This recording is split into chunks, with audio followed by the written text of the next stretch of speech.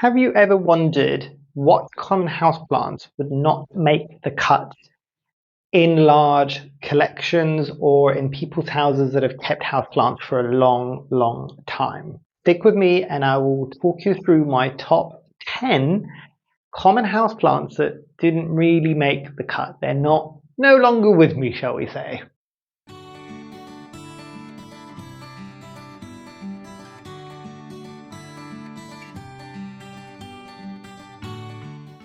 Hi, my name is Memo, this is my channel, Houseplantygoodness, and essentially it's a place where I like to geek out about my big passion. You might be able to see some of it behind me, it's tropical houseplants. So today is going to be the companion video from the one that I posted earlier on in this week, which was my top 10 common houseplants that I have still kept in my collection many years after I first purchased them. So they survive plant culls, they've survived the whole kind of one in, one out. So when you're getting new plants, especially some of the larger kind of aroids, the slightly rarer or more difficult to find plants, and people will kind of get rid of one way or another, whether or not sell, trade, compost, gift to other people, and a lot of the times it tends to be some of the common houseplants. And the realistic reason behind this is because people are sitting there going, this plant might have taken me a lot to get into my collection. I probably won't come across this very often or ever again, potentially. What plant that I can get relatively easily and it is replaceable quite easily do I potentially get rid of in order to make space for this plant? Or potentially, like you might see with some of the plants in this selection of my top 10, which ones that are common house plants, which are slightly on the fussy side, do I not want to deal with anymore? Because if it dies, it dies, and I can always replace it with a different one if I really wanted to. So I will try to keep this video relatively positive. Not all of it will be positive, but some of the ones that are on here might surprise some of you. And as I did with my previous video, if you've got your own top 10 plants that are quite common, that are no longer in your collection, do add them in the comments down below. I think everybody would be quite keen to see, and maybe just give like a 1 or 2 word explanation as to why. Are they too fussy, didn't like them, needed the space? Kind of let people know down below, because I think people might be quite interested. As with the previous video, there is no particular order in this list, but starting off strong with Calatheas and Marantas. And some of you that have watched the first video will be going, well, hold on a minute, you said Calatheas was in the plants that you have kept. It can occupy both spaces, to be fair. Certain Calatheas will not make the cut, basically. So, and I was bringing up images from some of my previous plants so you can kind of have a look. For instance, one of them would be the Calathea roseo picta, I think, the pinstriped Calathea. I might be wrong about that one. Some of them that I really wanted to survive, like my Calathea peacock, which I never thought I was going to love as much as I did, didn't survive. There was the Rufi Barba, I think, the one that's got the fuzzy backside of the leaf. That one probably still would have been with me. That was a bit of a mishap the last time I went away in the summer, and the lovely person that was taking care of my plants, I came back and it was dried up and dead to a crisp after just over 2 weeks, basically, in the heat of the summer, because it was a plant that I had right down on the floor below here, and it wasn't on my plant care app, which meant that I didn't think to add it into the watering list for when I was away. And there was a heat wave. That was fun. I did tell the other person, I'm just like, this is not your fault, this is my fault, because that was forever my plant that I just ignored at Calathea and just watered whenever I could remember, but it was always there in my periphery when I was watering, so it would still kind of tick in my brain to water it, but going away and it not being watered for 2 entire weeks did cause it to die off, basically. But that probably would have still survived. But yeah, a lot of them I'm just sitting there going, I cannot be dealing with the drama. Most people will probably say the same thing. Spider mites, the insane need for very high humidity with some of these plants. Yeah. Marantas might be ones that surprise people because they tend to be the slightly hardier ones. And there's the Lucanera one, the one with the red veins. I did have that one. I had the one with the green veins as well. I had the one that I think it's meant to be like a rabbit's paw one. I can't remember what that one's called. Hopefully I'll be adding names at this point. Editing Memo is going to love me. But I had a lot of those. I had variegated versions of all of them. The issue that I had with Marantas wasn't necessarily that they were tricky to deal with, and I actually found that they are slightly more pest tolerant. They're not going to get spider mites quite as quickly as a Calathea probably will. But or Gopertias now, as people might be calling them as well, now that the names have changed over, and I don't think that all Calatheas are now Gopertias. So, but yeah, it is the Marantas. The reason why they're on this list is after a while of them growing, and as I've mentioned on another video about the realities of having large collections, and one of them is you end up with way too many propagations and not very much to do with them. This is a plant that sprawls, so it kind of grows wide. And you know my thoughts already about some of the crawlers as well. And for me, I just didn't appreciate the way that it grew. Do I still think that they are beautiful plants, the Marantas? 100%. If I didn't have as many plants and if I wasn't so limited on space, would they still be in my care? Yes. And I am also aware of Gus and Kaylee Ellen, and I'm so glad that she kept Gus. I am one of the people that wanted her to keep Gus. But I also kind of get it that it's one that kind of ends up taking space. It doesn't always, and that's why I was mentioning about the ultimate too many propagations, because a lot of people will chop it up and propagate it and kind of keep it in a neater shape and form, but I then have to deal with kind of Maranta propagations, and I really don't want to be dealing with them. Another one that might surprise you, and it does hurt me a bit to say this, but my Monstera Deliciosa, just my standard green Monstera Deliciosa, and the poor thing did so well that it did itself out of a home in my care, basically. It has been gifted to a friend who's very appreciative of it, basically. But it just got too large. And the way that Monsteras grow a lot of the times, especially if you don't catch them early on and kind of train them upwards, so they're kind of a bit more of a column rather than sprawling, they are very difficult plants to kind of bend after they've established themselves in order to take up a bit more of a compact form. And it was just taking up, some people that have been here for a while, it was behind here and it was hidden through everything. I kind of kept it there.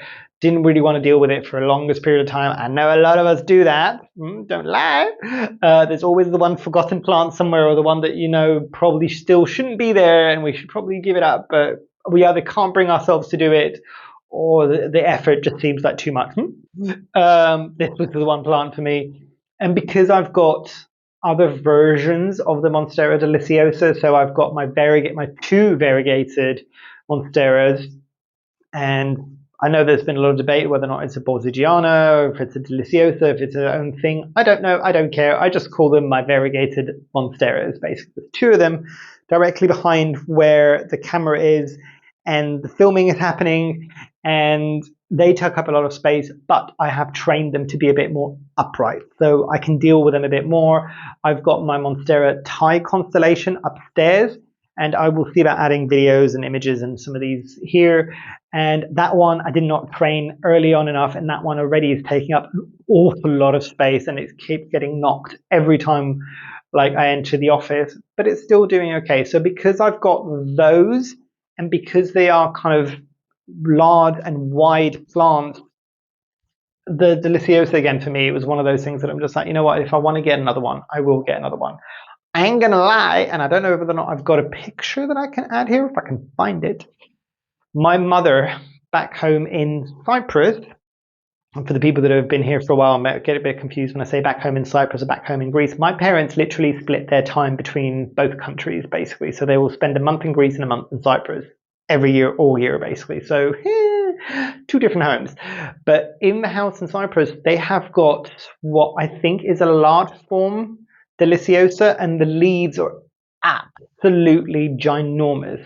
And my mum, last time I was there, because I was eyeballing it, going, oh, I would love that. I got nowhere to grow a plant of that size. It takes up like half of her damn kitchen, and she's got a large kitchen.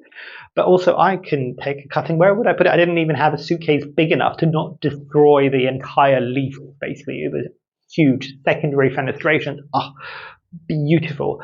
But yeah, the Deliciosa for me, it just was a no-go because of its size. And I've got other variants as well, but it's one of the plants that I really do miss from my collection, but it didn't make the cut.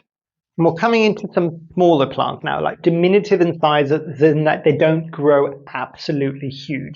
And the first one on the list is Fittonias, nerve plants. Don't get me wrong, I do think they are beautiful. I still have some, and hopefully I'll add a picture here, in Spike, which is my crested gecko's kind of bioactive terrarium, basically. And it does really, really well. I've got the very kind of the miniature forms of it as well, because I knew I've had it in the bio orb years ago, and I know it doesn't grow crazy fast and it remains quite small, so I've got it as ground cover in his terrarium. Do I think Fittonias are great for terrariums? 100%. Do I think they're good as standard houseplants out? I did have quite a few of them. They're very expressive, so they will flop down this so dramatic. Like, I have not been watered for like a decade, and it's just like you've missed a watering by a day, and it's just like, So it is good when you're first starting off, because it teaches you about expressive plants. It teaches you about kind of like keeping up with your watering, all of these things. So it is a good plant in that respect, and it's very, very interesting foliage. Like, there's not an awful lot of things that you can buy that are very similar to it. But for me, it got a bit dull after a while, and it doesn't grow particularly fast, and it stays a bit diminutive. And I do appreciate that I come from a place of privilege of having large spaces where I can add large plants. Not everybody will have that, and people that live in very small apartments, probably this is a great one for you, basically, because it won't ever get huge, and it's a nice, interesting plant that people will look at. And it is one of those plants, again, I have to say this on so many videos, we can buy all of these fancy, like rare or kind of difficult to come by plants. Nobody cares. People standard, the average friend or family member that will come in here, they'll just be like, oh, it looks nice, looks a bit jungly, but they're not going to go, ooh, what is that? That looks really interesting. The Tonias, a lot of these common house plants, are one of those plants people go, oh, that's really cool. What is it? You can kind of see there that it kind of grabs their attention because it looks different. In a similar vein, the next plant that I'm going to talk about is the polka dot plant, Hypoestes, I think. If I had to choose between the nerve plant, the Fittonias, or the Hypoestes, the polka dot plant, I think if I had to choose one of the two to keep, I would probably keep the polka dot plant. For me, it was so much more interesting to look at. Very similar reasons why it's no longer in my care. It did lose a bit of interest quite early on, but it is colourful. It's another great one. I want to say great one for terrarium. No, I found that one can grow quite tall and quite leggy quite quickly, unlike the Fittonia. So you can have it in a terrarium, but it's going to be one of those plants that you're probably going to need to dive into your terrarium every so often to trim it and kind of keep it a bit more compact. But again, for part of that reason that it can grow tall, but it gets leggy, it needs support, it looks very sparse, it can etiolate, which means stretch quite easily, is a reason why I'm just a bit like, it's okay, no. And to be fair, both the Fittonia plant and the Hypoestes, the polka dot plant, might be plants that, and I can find them here where I am at least super easily in most plant stores, garden centers, even like the supermarket sometimes. If I ever wanted to replace it and just have it somewhere and use it as a bit of, instead of cut flowers, which I think both of those plants do carry some of that beauty and some of that color and some of that interest a bit more than maybe something like a cut flower would do, I would just pick it up quite easily, but it takes up valuable space in my home. Its care for both of these plants isn't particularly difficult. Both the Fittonia and the polka dot plant are not hugely pest prone, at least in my experience. But yeah, they're a bit, after owning them for as long as I did, they're a bit blah for me now. For me, blah, but not for everybody. Another one that might surprise you is my string of hearts. And now, before you come for me for this one, I will kind of give a few caveats for this. So it's no longer in my collection. I did grow it for a long period of time. Both the variegated form and the kind of standard non-variegated form both grew as easy as each other for me. Ceropagias or Ceropagia, and something that you might find interesting with this one. I think the name probably originates, I don't know if it's Latin or ancient Greek. There is a word for it in Greek. The Ceropagia or Chiropigia literally means, I'm trying to think of, what they're called. So candelabras, or maybe sometimes chandelier, either one of those two words kind of interchangeably, basically. And if you've seen any of the Ceropagia bloom, less to do with the foliage, it's more to do with the blooms, even the string of hearts, which is very odd looking, you can kind of imagine why they gave them the name that they did, because the blooms can look sometimes that they're like lanterns or kind of candelabras or even chandelier-esque things. So you can kind of see the name, and I think that's kind of cool. But the string of hearts, for me, it's one of those things that anybody who's owned one, especially anybody who's owned one for a long period of time, and I cannot remember the YouTuber who's very famous for having a very, very large and kind of almost columnar looking now, because it drapes all around the sides, the string of hearts. If you ever drop the plant, if you ever get any of those vines tangled together, I will say this is a plant that if you are the person who sits there and looks forward to Christmas because you get to be the one to untangle the Christmas lights, this one is a plant for you. If you are not and you don't like untangling things on a regular basis, maybe give this one a miss. It is, I will say, super easy to care for. It's not particularly demanding, I found, both in terms of humidity, in terms of watering. It does keep an interest there. It can get quite long. The foliage will never get large, but it does get quite large in terms of it kind of drapes down. It's a great thing to have high up where you might not have light at the top, but you might have light kind of coming to the side of something like a shelf. That's a great one because all the foliage will be there for you. Beautiful, beautiful plant. And a lot of my friends who cannot keep a lot of house plants alive will be able to keep that one alive, and they love it because it's really, really interesting. And I'm not taking away from any of that. This is a solid, solid house plant. I just got sick and tired of untangling it. I really did after a while. And I just kind of let it go. And I think I stopped watering it, thinking, you know what, it's just going to perish and I'm just going to let it be. It took months for it to die off. Probably shouldn't have done that. Probably should have dealt with the plant a bit more. But it wasn't intentional. I think it was semi-subconsciously kind of went, I'm giving up on this plant, so I'm no longer going to care for it. And it kind of died a slow and painful death, I would imagine. But definitely a plant that, from a lot of these plants, would I get back the Monstera Deliciosa? Yes, if I had bigger space and I could fit it somewhere. This is another one that I probably would add back into the collection at some point if I can be bothered. But definitely needed to be on this list because it's no longer here.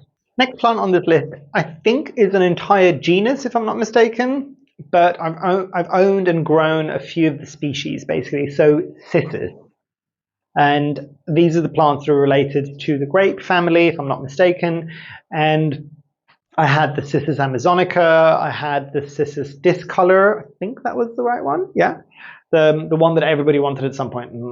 Save yourself some grief. It's not an easy plant to care for. If that's the only one you want to lavish all your attention on that, and it's beautiful, don't get me wrong, but oh boy, oh boy, oh boy, oh boy.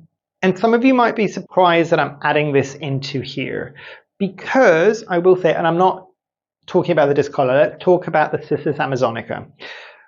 For me, in my experience, grew like an absolute weed in the summer.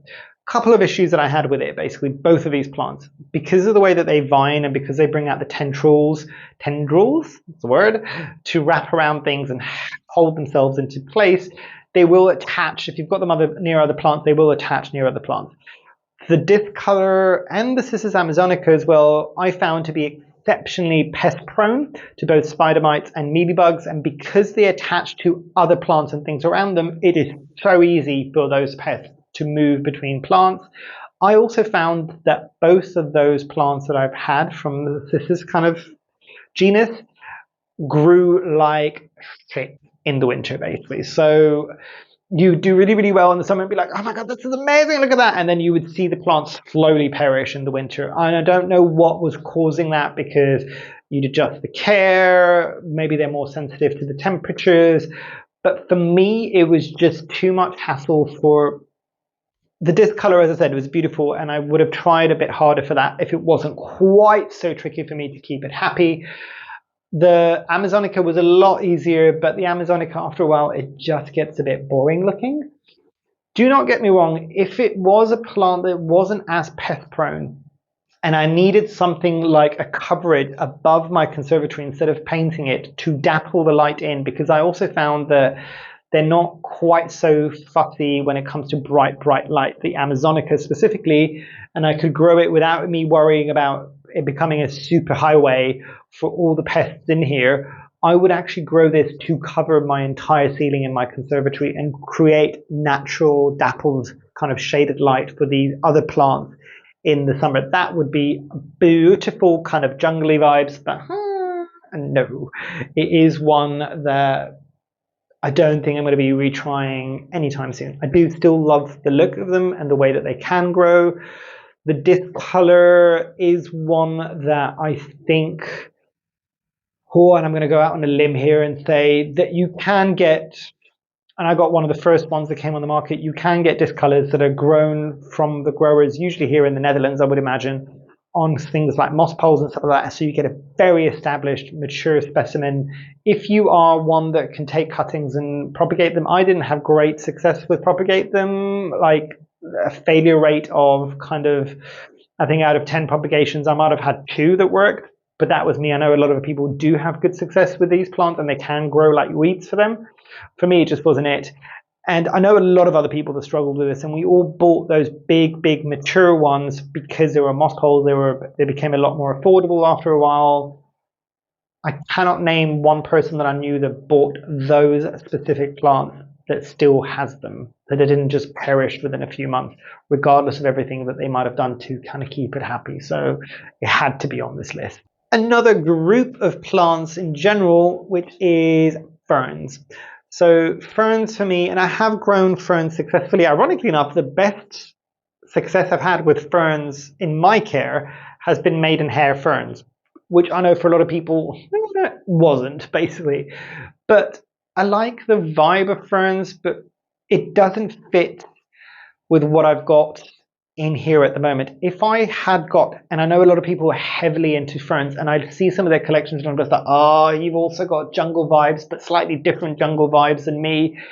And I think that's, in my head, it might be more of an aesthetic issue that to me, it doesn't fit with some of these other aroids in here and the way that they grow. The incessant need to kind of be aware of the humidity. It would work in here. I don't have the lower light levels that they would need in here to be exceptionally happy. But yeah, there's a lot of fuss for me, and they are beautiful, do not get me wrong, but they're a bit too delicate for me. I don't tend to like delicate things, if that makes sense. Big robust leaves, basically. So yeah, for that reason, it was a no for me quite early on. But I will say I am growing some ferns outside the conservatory, so ferns that would grow, and they're hardy in the UK kind of weather, and I don't know what they are. I call them my fire and ice one, because one comes in and it's a blushing kind of orangey red foliage when it first comes in, and the other one is almost icy blue in its color, so fire and ice. I know I'm not a poet, but I thought that those are quite cool, and they do really, really well, and they've gotten huge over the last couple of years of being there. So for the outside, if your country can accommodate something like a fern and you want to put it in your garden, 100% I would agree. I will say I would love at some point in my life to own again, because I have tried two or three times now, a tree fern, but I have never been successful with growing them. If anybody has grown tree ferns successfully in areas similar to the UK, how'd you do it? Please let me know. I would love to know, because the concept of bringing in massive tree ferns into the house and giving it a space where it would have all the humidity that it would need, I don't have that kind of thing. There's no space in here basically for it. But yeah, so ferns for me do need to be in this list. It might be for some other people, I would imagine. Next one on the list is a plant that I cannot remember the scientific name, and if I can find it, I will add it at the top there. It's something that I bought as purple passion, I think it was. It's not the purple shield, because that's another one that can be quite common. Less common to find than the purple passion. Beautiful plant, and I'm just like, there's not that many other plants that have still got the fuzziness and the hairiness that I like. It grows really lanky really quickly, but it can get quite tall. The purple on the foliage is stunning. For me, it had to go because of the way that it grew. It was just a bit ugly looking, the way that it would grow. If I kind of kept trimming it back and keeping it a bit more compact and maybe getting it to branch out a bit more, I probably would have kept it until I was speaking to some people that had it, and they were just like, has it bloomed for you yet? And I'm just like, no. Can it bloom? And they're just like, yes, it will when it's large enough and happy enough and mature enough. But, and I'm just like, oh, there's a but. Oh, what is it? Apparently, this is another one of the plants that is pollinated by flies. Which, if you know anything about plants that are pollinated by flies, when they bloom, they usually stink of rotting garbage or rotting meat, basically. And this is what people have said this to me, and I've kind of corroborated it by seeing a lot of other people saying this. As I said, I never got mine to bloom, so I cannot talk from experience. But a lot of these people that have grown the plant, they were just like, it gets so bad at some point where the whole plant needs to go outside in the garden just so that we don't have to smell that smell. So I'm just like, this and the way that it grows and all of these things, beautiful plant, but I am not dealing with that level of drama. But it is a beautiful plant, and I bought it originally to give as a gift to somebody who loves the color purple, but I'm just like, oh, I'm gonna get you a second one. I'm gonna keep this one for me. I quite liked it, but yeah, would I be adding that to my collection soon? Probably not. If I did, I would try to trim it back constantly to just keep it a bit more compact and a bit more beautiful. This one might be a controversial one because I know this was a plant that a lot of people loved. So string of beads, string of pearls, string of tears, all of those things. And I will actually take it a step further and just go any string of dolphin, string of banana, string of all these things. I haven't grown the dolphin or the bananas, but I would imagine they're all very, very similar. So let me quantify why. So the variegated version of the string of pearls,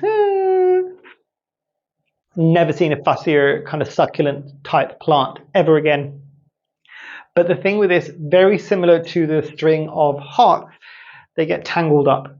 This one's even more like it will drop the little beads within a heartbeat if you kind of look at it differently or just kind of move it slightly, it will just drop things. They can be very temperamental with their watering, I found, again, in my experience, in my care, in my conditions.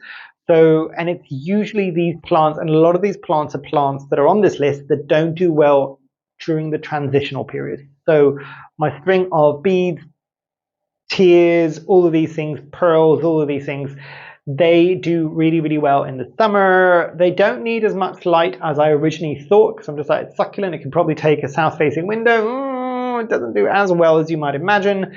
Some people have struggled to keep them going for a long period of time. I managed to keep my longest duration for my string of beads was 4 or 5 years. So I kept it going for quite a while. But again, one of these plants that is quite commonly available, people assume it because it is quite interesting, and they're just like, this is a great beginner plant. I'm just like, I don't know if I would go as far as saying it's not necessarily a beginner plant, but I would potentially say that maybe you need to have another couple of succulents under your belt, succulents specifically, not houseplants, under your belt before you try something like this. And if I'm not mistaken, the way that these grow in nature isn't hanging. They tend to be more ground cover. And if you see how these grow and there's little rootlets on the strings, you would imagine that if these kind of grow as ground cover and they can root in at different stages, this would be quite a robust plant. I think the way that we're all trying to grow it probably isn't the way that this plant is kind of meant to grow. And that might be causing some of the issues. But yeah, to me, just way too much hassle. Don't get me wrong, they all look beautiful. I was quite fascinated by the string of dolphins because they do almost look a bit like dolphins. The string of bananas is like the string of dolphins, but without the fins. But yeah, I don't know. They're not for me, really, I have to say. And I'll finish with a plant that some people might find interesting. The Tradescantia. And I'm not going to use the common name because issues generally with a common name, basically. But the Tradescantia. Beautiful plant. Can be absolutely stunning. A great injection of color. Great trailing plant as well. I had the Nanook and I had the Nanook is the pinky whitey variegated one, and I had the fully purple one as well. I think that was the Tradescantia zebrina, if I'm not mistaken, purple or some form of name like that. But, and this is where it gets interesting, pests, if you get mealybugs, especially if you don't notice it and it's everywhere, you can almost kiss the plant goodbye, because again, another one of these things that's super fragile when it's trailing over things, to lose leaves all the time. You will not get regrowth of leaves if you've lost like half of the leaves, and you've got a long plant and you've lost like half of the leaves here. You'll have some leaves down here, you'll have some leaves up here, but this will just be bare for the rest of its life. So at that point, if you want it to be lush again, you need to chop it higher, get rid of all the rest of it, maybe propagate it. This is another plant that we are growing as a trailing plant, but it is one more that if you let it be, it is kind of more of a ground cover plant. And I have seen this and it can be quite invasive in certain places. So do not put this in your garden if you live in some of those regions of the world, because apparently it's very difficult to get out. It is tenacious. So this is why some people might be surprised that it's on this list. But for me, again, it takes up a lot of space. It's too sensitive in terms of like dropping leaves sometimes, I found. I will also say, kind of to counteract this, I had a cutting that I did not realize had survived in an empty pot in my unheated greenhouse last winter. It survived the winter. It's now more or less its own plant. I've kind of left it there. Second winter now in the unheated kind of greenhouse. Still surviving, and that's the Nanook. It's the variegated form as well. It's not even the full one. So, but yeah, for me, it just, I got tired of it, I think, after a while. But there is definitely some beauty of it, especially if you wanted like to cover an area or to have something really nice hanging. Ironically enough, I will say about the string of beads, string of hearts, the Tradescantia, when you get it trailing, isn't as sensitive as the other two, and it won't drop leaves quite as quickly. But yeah, it is one that for me has to be a pass, and I don't think it will be adding to my collection anytime soon again. So what did you think? What did you think of my top 10? Does it mesh with yours? Did you find some of it surprising? Did some of my reasonings kind of align with yours if you've not got these plants in your care? Have some of you got some of these plants and you've owned them for years? And are they beautiful, beautiful specimens? Most of these plants will be beautiful specimens if you've had them for a very long period of time. Most of them, not all of them. I'm thinking of the little scraggly looking ones when they get tall. But yeah, I thought this might be an interesting one to give some context, possibly to help some people, not just through my experiences with my top 10, but hopefully yours if you've added it in the comments down below, maybe to give some context to people if they are growing their collections and they're wondering if they've got some of these common house plants, which ones do I maybe not keep in order to move something else in. This might be a little bit of a cheat sheet for you. If you see some of all of our experiences and they kind of align, maybe you know which one the next plant to go in if you're doing the one in, one out plant situation, basically. But yeah, hopefully you've enjoyed. Hopefully I shall see you here soon. And I truly, truly hope that you have a great rest of your day. Thanks. Bye.